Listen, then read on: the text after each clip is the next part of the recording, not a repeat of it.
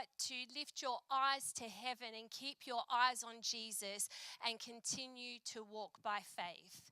So this morning we get to continue on in our series on relationships. And I've been tasked with the topic of boundaries. Why do I get all the fun topics? So I'm going to start with a story. Probably 13 years ago, I was invited to go to Fiji, and at the time it was to go and visit the many prisons over there and see how Fiji ran programs in their prisons, and it was amazing. They ran the Yellow Ribbon Project over there, which inspired me to bring it back here.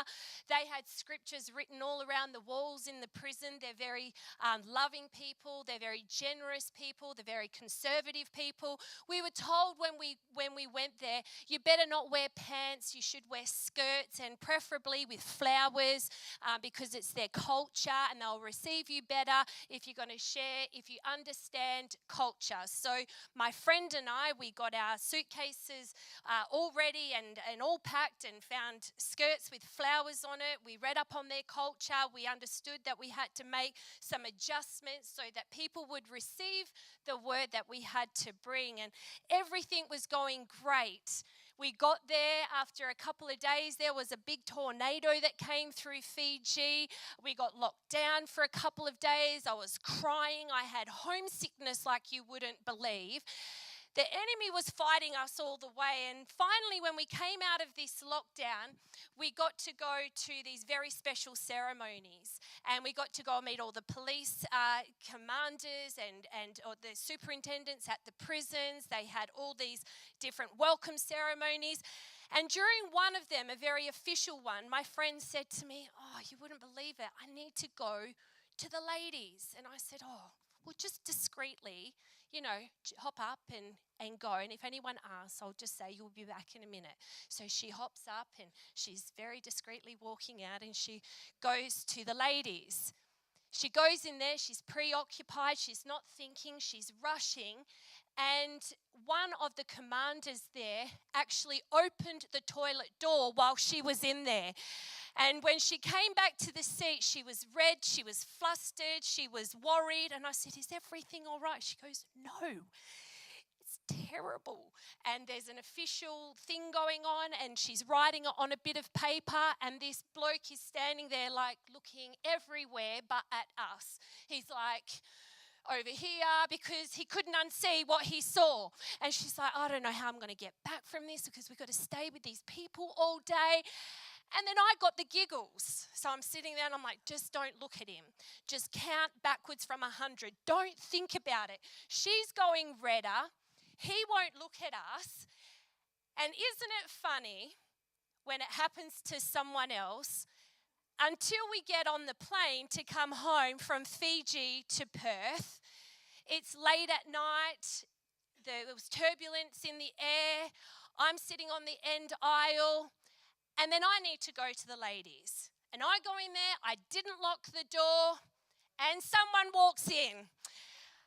And so for the rest of the trip, I got back to her and I was saying to her, "You wouldn't believe it." And she said, "See, that's how I felt through those radio interviews. We had to look at that man, the commanding chief, and now it's you." And I said, "Well, how am I going to get my bag?" She says, "I don't care. Now I'm going to laugh at you."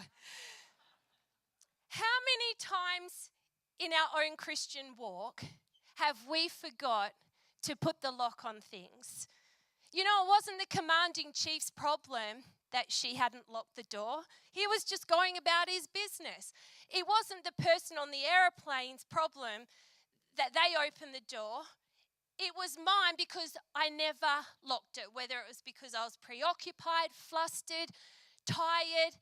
And what about in our lives when we might be a bit ignorant to saying we need to say no to things, we need to shut doors on certain things, we need to stay alert and not get preoccupied or distracted? How many times in our own Christian walk have we failed to set some kind of barrier or lock the door on some areas and allow people to come in? And we find ourselves in situations where we go, "We don't really want you here," but the person has no idea. It's up to us to set some boundaries and some parameters and some barriers in our life to let people know you can come this far, but please, if you can just be respectful, I don't want you to come any further. Mentally, emotionally, spiritually, relationally, the things that you watch on TV, the conversations that you have, the relationships that the Lord is saying, I've asked you not to be in that. I've asked you not to talk about those things. I've asked you not to walk into that nightclub, that pub, to go down that road. It's not really up to the world to change around us, but as Christians and as Christ followers, my challenge to you this morning is, have you got good boundaries in your life that will stop you from falling down the wrong path of the world? So what is a boundary? A boundary is a dividing line. So I've got some props up here this morning. I'm copying my husband, and I've got some boundaries, okay? So it's a dividing line. And in housing, boundaries separate one property to another. Each one, we know that if this is one property here and that's your next door neighbour, you know that that fence divides one property to the next. In relationship, a boundary is what separates one person from another, so that each of us can have our separate identities, responsibilities, and we can each have our own freedoms. A boundary creates a necessary space between individuals. And these can be spiritual, verbal, mental, relational, financial, physical, just to name a few. Healthy boundaries define expectations, and they show respect for ourselves and for others. So boundaries are like fences. They keep the good in, and they help to keep the bad out. They guard our possessions, our treasures, things that mean a lot to us, so that we don't just willy-nilly give them away, and also people don't come and steal them from us.